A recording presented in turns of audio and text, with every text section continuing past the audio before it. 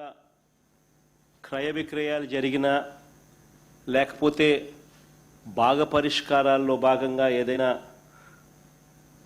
కుటుంబాల మధ్య డివిజన్ చేసుకున్న సబ్ డివిజన్ లేదు, మ్యూటేషను లేదు. ఇవి కూడా జరిగేటివి కాదు. పైగా ఎడా పెడ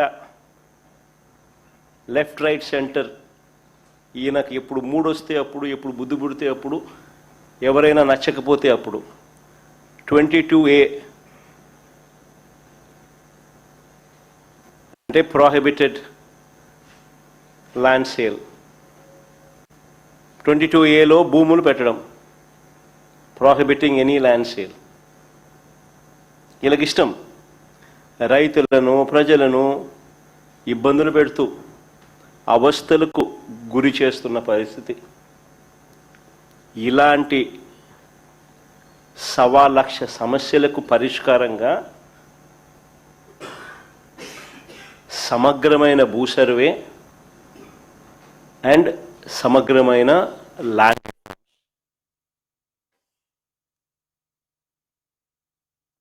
భూ సంస్కరణలు చేయాలన్న ఆలోచన వాటి నుంచి వచ్చింది. అందుకనే 2019 ఎన్నికల కన్నా ముందే మా మేనిఫెస్టో కాపీ కూడా ఒక డిస్ప్లే చేయండి ఒకసారి. మా మేనిఫెస్టో కాపీలోనే 2019లో ఒకసారి డిస్ప్లే చేయండి.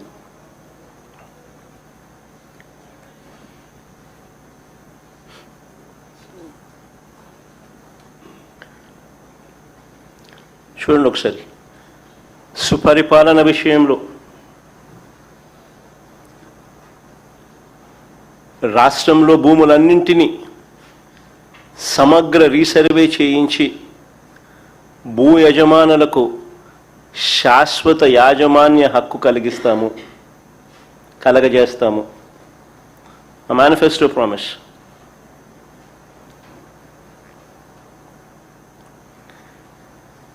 అక్కడి నుంచి పుట్టుకొచ్చింది.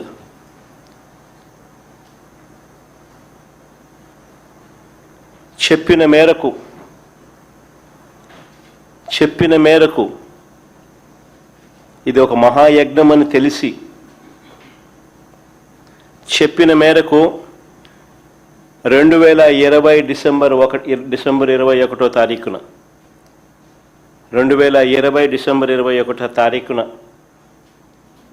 100 సంవత్సరాల క్రిందట 1923లో బ్రిటిష్ ప్రభుత్వం తర్వాత, అప్పుడెప్పుడో బ్రిటిష్ వాళ్ళు సమగ్ర సర్వే చేశారు 1923లో. దాని తర్వాత ఎప్పుడు కూడా ఎక్కడా కూడా సమగ్ర రీసర్వే అన్నది ఎప్పుడు కూడా ఆలోచన కూడా చేయడానికి కూడా ఎవరు సాహసించలేదు.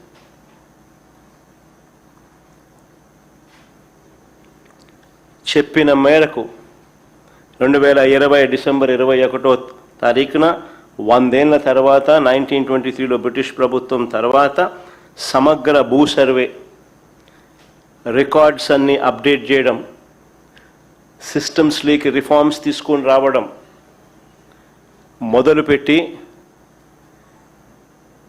ఒక గొప్ప అడుగుబడింది ఆ రోజు.